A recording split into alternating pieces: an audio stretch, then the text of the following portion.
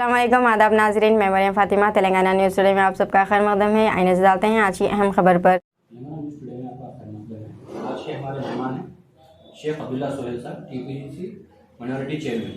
शेख अब्दुल्ला सोहेल साहब, क्योंकि आप माइनॉरिटी चेयरमैन हैं, तो जैसे कि केसीआर साहब जो है तेलंगाना में हुकूमत बनाने से पहले मुसलमानों से कई वादे करे थे, जिसमें से जो है 12% रिजर्वेशन का भी वादा था ना केसीआर साहब का, जो अब तक जो है 9 साल मुकम्मल हो गए, वादा मुकम्मल नहीं हुआ था। उस पर आपका क्या?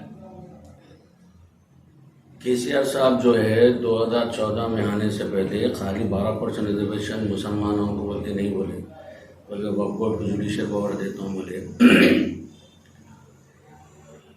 मुस्लिम अनएम्प्लॉयड बच्चों को जो है लोन्स देता हूँ बोले, और मुस्लिम पर्सनल पे मतलब उन्हें नहीं दूंगा बोले। ऐसे कई वादे करे। केसीआर साहब के बारे में मशहूर हो गया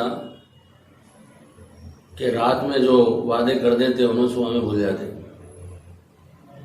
और यही रिजर्वेशन के बारे में जब जलसे में एक आदमी जब उनसे सवाल किया तो उन्होंने कहा कि तुम्हारे बाप को बोलता हूँ। तो मैं शेख अब्दुल्ला सोहेल, मेरे वालिद शेख अब्दुल रहमान इंतकाल होगा खबर में है। क्या केसीआर साहब से मैं आपके जरिए पूछना चाहूँ, मेरे वालिद को जाके खबर में इन्हों बताएंगे क्या? वादा तो जिंदे आदमियों के लिए किए थे। और आपके जरिए मैं हमारी आवाम को ये बोलना चाह रहा हूँ कि झूठे लोगों को, मक्कार लोगों को सोच समझ के वोट दियो, क्योंकि ये 5 साल में एक खुद मौका था। और इस वक्त जब हम जो दौर में हैं, बहुत नाजुक दौर चल रहा है, कम्युनल ताकत उरूज पे है। केसीआर साहब अपना दामन हमेशा ऐसे ताकतों के साथ जोड़ के रखे है जो माइनॉरिटीज को नुकसान पहुंचा रहे। 12% रिजर्वेशन ये किसी हाल में दे नहीं सकते, मगर उतरी नहीं थी शायद जब जलसे में ऐलान कर दिए थे। उतरने के बाद सब लोग पूछे तो खामोशी इख्तियार करें। और जहां तक माइनॉरिटी का इशू होता है कि केसीआर साहब हमेशा खामोश रहते हैं। 2014-2015 में 1.5 लाख के करीब आसपास जो है माइनॉरिटी फाइनेंस कॉर्पोरेशन के जरिए लोन्स के लिए एप्लीकेशन दिए गए थे। उसके बाद वो साइट कुछ बंद कर दिया गया और आज तक कोई लोन किसी माइनॉरिटी को नहीं दिया गया। फिर हाल ही में फाइनेंस कॉर्पोरेशन के जरिए लोन का डिमांड किया गया और 2,50,000 के आसपास लोन लोग एप्लीकेशन लाइन में ठहर कर सबमिट किए। आज तक भी उसका कोई अता पता नहीं है। इससे साफ जाहिर होता है कि केसीआर साहब जो है मुसलमानों को सिर्फ वोट बैंक के तहत यूज़ कर रहे हैं। अमली तौर पर कोई ऐसा काम नहीं कर रहे जिससे कौम को फ़ायदा हो। इनके दौर में, जो कांग्रेस के दौर में जो इंजीनियरिंग कॉलेज खोले गए थे, इनके दौर में 40 से ज़्यादा इंजीनियरिंग कॉलेज को बंद किया गया माइनॉरिटीज़ का रजिस्ट्रेशन। इससे अंदाज़ा लगा सकते हैं आप इनकी सोच किधर है। वक्फ बोर्ड को जुडिशियल पावर देते बोले थे, 1 इंच ज़मीन भी आने जाने नहीं दूंगा, जियो अभी निकाल दूंगा जिससे कोई रजिस्ट्री ऑफिस में कहीं पर भी इस पर कोई कार्रवाई ना हो। मगर खुद केसीआर साहब वक्फ बोर्ड को पुलिस के जरिए घेर के पूरा वक्फ बोर्ड का जो है पूरा मटेरियल, पूरी पेपर्स वगैरह उठा के ले गए। उसके बारे में आज तक कोई ना कोई मिनिस्टर हमारे को बताता है कि क्यों पेपर निकाले थे, क्या हुआ। बस इसके बाद कमलाकर राव, उनका एक करीमनगर का एमएलए है, मिनिस्टर है, वक्फ की ज़मीन कब्जा करके बैठा हुआ है, उस पर कोई एक्शन नहीं लिया जा रहा। ऐसे कई ज़मीनें हैं जो टीआरएस के लोगों ने ग्रैब करके रखे हुए हैं, मगर कोई उसके ऊपर आज भी एक्शन नहीं लिया जा रहा। केसीआर साहब की अगर से मैं बता दूं कि 9-9.5 साल में जो है क्या किया क्या नहीं किया, तो खाली सामान खर्ची किए, लफाजी करें, मगर कोई ऐसा काम जिससे हम बोल सकते कि हाँ भाई फ़ायदा हुआ कुछ। शादी मुबारक स्कीम में आज भी 25,000 से ज़्यादा एप्लीकेशन रुके हुए। अब क्योंकि 5 महीने में इलेक्शन आ रहा, कर्नाटका के इलेक्शन के बाद मुस्लिम वोट बहुत इम्पोर्टेंट हो गया और हम ज़िलों का दौरा कर रहे, हमने यहाँ भी सर्वे करी है, मुसलमानों का रुझान कांग्रेस की तरफ पलटा हुआ है, जिसकी वजह से जो है केसीआर साहब परेशान हैं और इसी हसना में हाजियों का काफिला गया। केसीआर साहब सीएम साहब आकर हाजियों को हमेशा जो है झंडा बताते थे। ये बात साफ साफ समझ में आ जाता कि उनको जो मर गया है वही करेंगे और माइनॉरिटीज का भला तो नहीं करेंगे।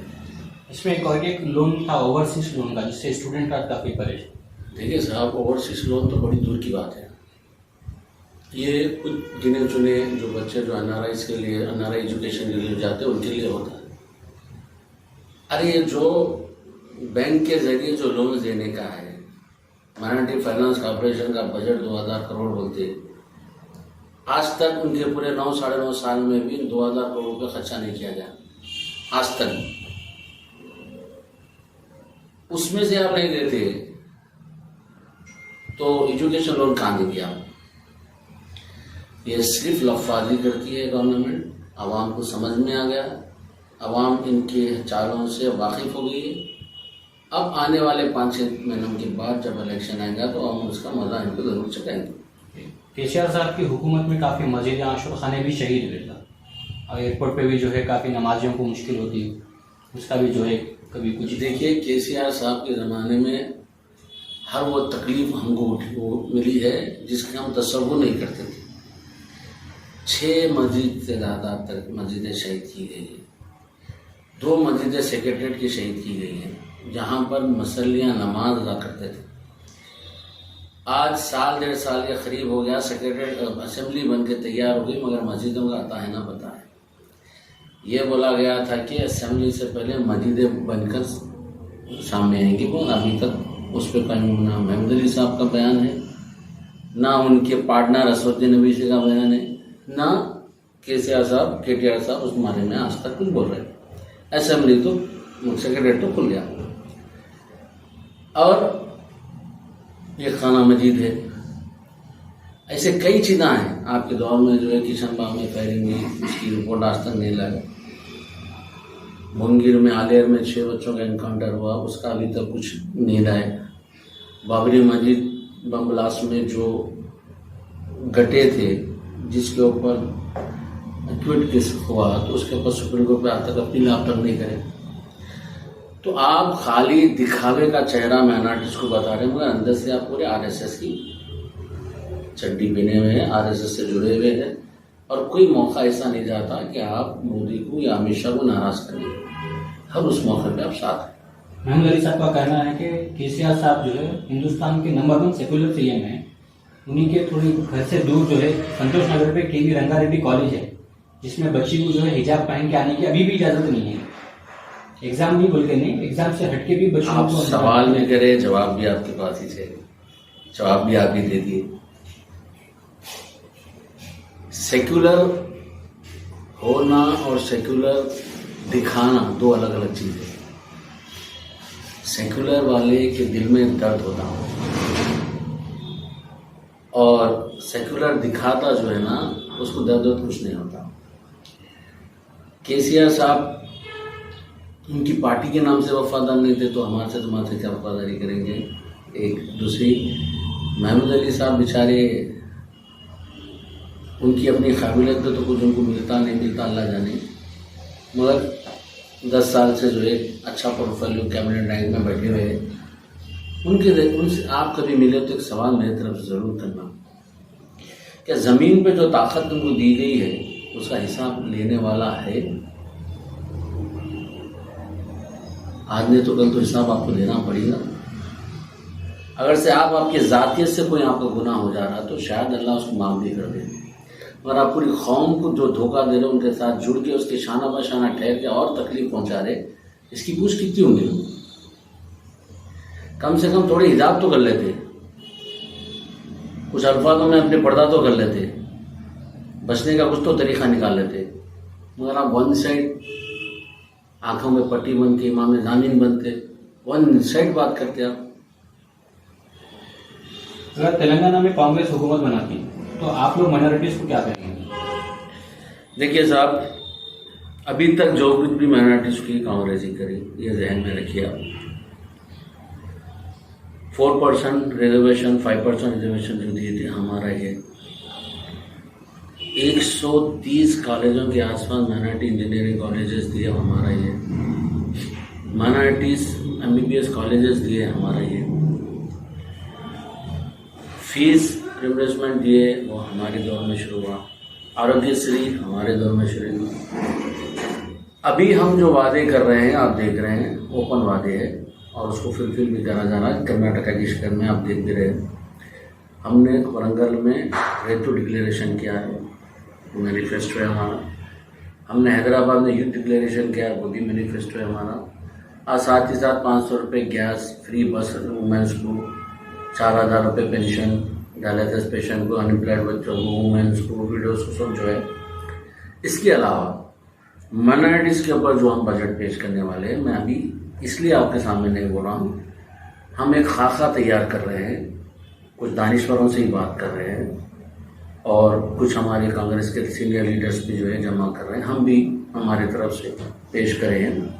उसमें से हम सब जब होने के बाद हमारे सीनियर लीडर्स बैठ के एक प्लान ऑफ एक्शन पे काम करते हुए माइनॉरिटी डिक्लेरेशन एक पब्लिक मीटिंग के जरिए हम करेंगे कि माइनॉरिटीज़ को क्या क्या देने वाले हैं हमारी गवर्नमेंट आई तो, और उसको फुलफिल किस तरह किया जाएगा और कितने वक्त में किया जाएगा, ये भी हम डिक्लेयर करेंगे।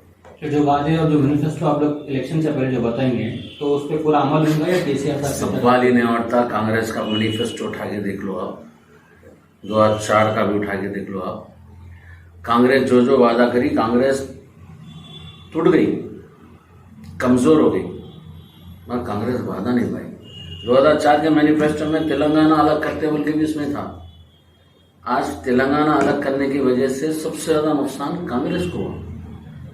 आंध्र प्रदेश में कांग्रेस खत्म हो गई और ये चीज जानते हुए कि हम आंध्रा में प्रॉब्लम हो जाएगा, आंध्रा में कांग्रेस आना 20-25 साल हो जाएगा, उसके बावजूद भी हम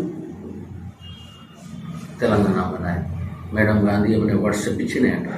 तो बोलना ये चाह रहा हूं मैं आपको कि कांग्रेस मैनिफेस्टो में जो देती उसके बाद आगे क्या होता वो नहीं देखती। वादा किए हैं तो निभाते। और वादा किससे कर रहे हैं? सबसे पहली बात, कांग्रेस वादा किससे कर रही है? मैनिफेस्टो क्या है? मैनिफेस्टो एक प्रॉमिस है, किसके? आवाम से। अगर से गवर्नमेंट आएंगी तो वो जो मैनिफेस्टो को हम जो लागू करेंगे किसके लिए करेंगे? आवाम के लिए। तो आवाम को जब वादा दिया जाता तो वादे से पीछे हटना कांग्रेस की हिस्ट्री में नहीं, एक मिसाल में नहीं। कांग्रेस को शुरू से उठा के आप देख लो, जब भी इंडिया डेवलप हुआ कांग्रेस के ही दौर में हुआ। और जो मैनिफेस्टो कांग्रेस दी, इसके लिए हमको चाहे कंप्यूटर जब राजीव गांधी इंडिया में ला रहे थे, राजीव गांधी जी का कंप्यूटर ला रहे थे, पूरे पार्टीज अगेंस्ट थे। हमको बहुत तकलीफ हुई मगर हम लेके आए। आज हर कोई कंप्यूटर के बगैर लाइफ नहीं है। ऐसे कई जो फैसले होते कांग्रेस ही करते, आगे नहीं देखती, पीछे नहीं देखती। जो आवाम के फायदे के लिए वो बराबर करती। मिसाल के तौर पर कुछ लोगों को शुरू में समझ में नहीं आता, तो उनकी मिसाल ऐसी है कि आपके हाथ में जख्म है और आप डॉक्टर के पास जा रहे हैं और डॉक्टर को मालूम है ये जख्म है, अगर मैं इसको काटूंगा नहीं, इसको पट्टी नहीं करूंगा, इसको टाके नहीं दूंगा तो कम नहीं होगा, और मैं इसको काटूंगा और टाके दूंगा तो आपको तकलीफ होगी बोलकर डॉक्टर अगर सोचा तो फिर आपकी तकलीफ नहीं जाती। उसी तरह कांग्रेस भी जो है सख्त फैसले लेती, वो भी आवाम के हक में, जिससे आवाम को राहत हो, वो फैसले सिर्फ कांग्रेस ही ले। और जितने भी हम अभी तक प्रॉमिसेस कर चुके हैं, और अभी हमारा BC डिक्लेरेशन आने वाला है, उसके बाद महिला डिक्लेरेशन आने वाला है, उसके बाद SC डिक्लेरेशन है, माइनॉरिटी डिक्लेरेशन है, तो जितने भी डिक्लेरेशन हमारे आएंगे हम इंशाल्लाह उसको फुलफिल करेंगे हमारे कांग्रेस का। कांग्रेस जो है मुसलमानों को भी साथ लेके चलने वाली एक जमात कहा जाता, तो क्या कांग्रेस जब तेलंगाना में इलेक्शन के वक्त सीट भी वो हिसाब से जो है देंगी मुसलमानों को, चाहे हैदराबाद हो या तेलंगाना में? देखिए 119 सीट है हमारे पास और 119 सीट में कांग्रेस जो है लास्ट टाइम भी अच्छी टिकट दी। ताहिर भाई को निजामाबाद से दिए, शबीर भाई को कामारेड्डी से दिए, उबैदुल्ला खुतवाल साहब को महबूबनगर से दिए। और हैदराबाद तो आपको मालूम है कि चांद मीनार से गौस साहब को दिए, बाद से कलीमुद्दीन बाबा को दिए, चंदा उठे थे ईसा मिस्री को दिए, उस कारवान से उस्मान हाजरी साहब को दिए। ये 4 और 3 7। एक सीट हमारी जो है अलाइंस में गई थी मलकपेट, वो भी मुस्लिम कैंडिडेट थे टीडीपी से। तो हम 7 सीटें दिए 119 में। आपके जरिए मैं पूछना चाहता हूँ टीआरएस कितनी दी लास्ट टाइम? इवन आज भी टीआरएस के पास माइनॉरिटी वेलफेयर मिनिस्टर कौन है? आप जानते हैं कौन है? नहीं जानते आप? कांग्रेस की हिस्ट्री में आप बताइए कि माइनॉरिटी वेलफेयर मिनिस्टर मुस्लिम को दिया जाता। उनके पास गोल्डन शकील है, महमूद अली साहब एमएलसी है, मगर आज भी एक हिंदू के पास माइनॉरिटी वेलफेयर मिनिस्ट्री है। इससे आप साफ जाहिर हो जाता कि हम क्या करते, दूसरे क्या करते, जो सेक्युलर बताते। लास्ट टाइम तो हम ये दिए, कोशिश हम ये बार ये कर रहे हैं कि हम जो है 1 सीट ज़्यादा लें। तो इस बार अब्दुल्ला सोहेल साहब का कुछ जो है कॉन्टेस्ट करने का कोई इरादा है? हम तो हमेशा से तैयार है लब्बैक बोलते हुए। पार्टी जो हमको फैसला करेंगे हमारे हक में, हम तो हमेशा आगे रहेंगे। पार्टी हमारी बेहतर जानती है कि किसको लड़ाना चाहिए, किसको नहीं लड़ाना चाहिए। अगर से वो कहती है कि सोहेल तुम लड़ो तो हम बराबर लड़ेंगे। पार्टी नहीं बोलती तुम प्रचार करो तो हम प्रचार करेंगे। हम तो पार्टी के हैं, 89 से लेके आज तक हम कांग्रेस से जुड़े हुए हैं। कांग्रेस की अच्छाई में, बुराई में, धूप में, छाँव में कांग्रेस के साथ ही है। आगे भी कांग्रेस के साथ रहेंगे इंशाल्लाह। बहुत बहुत शुक्रिया सर।